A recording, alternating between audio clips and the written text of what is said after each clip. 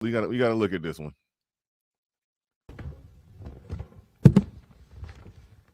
Mr. Rudolph, you would agree this is the firearm you had in your hand at the time, right?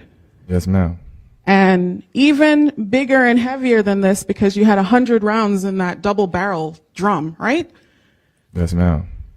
And you see your brother at Sable Palm Drive, and you run down there, and everybody has ran and left him back to the car, right?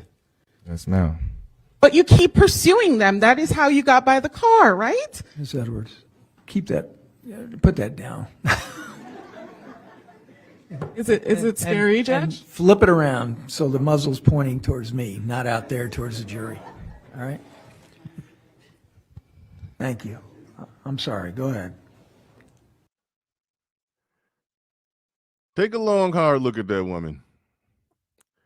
Take a long, hard look at that woman. We have to break down the lengths, the argument that the arguments that this woman is making. How, okay, we talk a lot about white supremacy. Well, not us, Black YouTube. We talk about people talking about white supremacy. We ain't to complain about white supremacy network. But there are a few wise men who have said that black women are the right hand of white supremacy. Well, it's interesting when we have a situation here where we got a chick who a black chick in the courtroom with more weave on her hair than what Beyonce have when Beyonce be performing.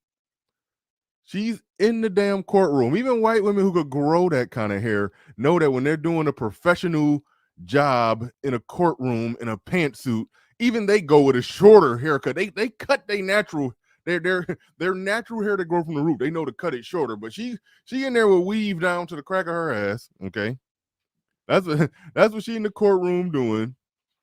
A black man on trial for something that's kind of questionable that he probably shouldn't be on trial for.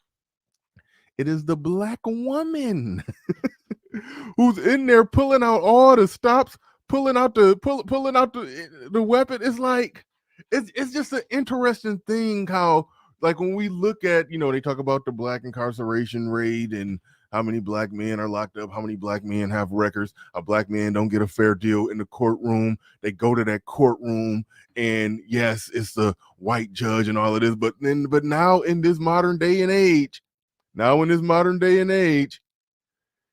you may get one of your own people and they're pulling out all the stops, pulling out all the arguments. I'm showing up here with 8 pounds of weave down to my ass trying to convince these white people that this black man who was defending himself need to get locked up.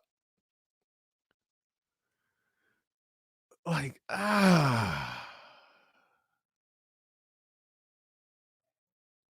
that gotta hit kind of odd, don't it? Don't it?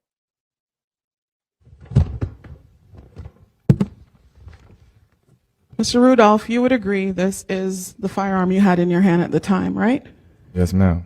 And even bigger and heavier than this because you had 100 rounds in that double barrel drum, right? Yes, ma'am. And you see your brother at like she wanted, like you see how she was just explaining what happened, but she wanted to make sure that it's embedded into the story that it was 100 rounds in there, wasn't it? So it was even bigger and heavier with all of those bullets you had in there. Sable Palm Drive, and you run down there, and everybody has ran and left him back to the car, right? Yes. So she's trying to show them that, yes, you were defending your house against 4 men who came to do you harm, but they weren't doing you harm at the moment, were they? No. But you keep pursuing them. That is how you got by the car, right? Ms. Edwards. She's going in on him. She's in there trying to rip this man a new one. Keep that, put that down. Is it scary, Judge? Flip it around. Now, when she said, "Is it scary, Judge?" It's because the judge is like, "Will you put that thing down?" Because she got the barrel pointed at people and stuff. And she's like, "Whoa, oh, so you telling me this judge, this big weapon is pretty scary, right? Right?"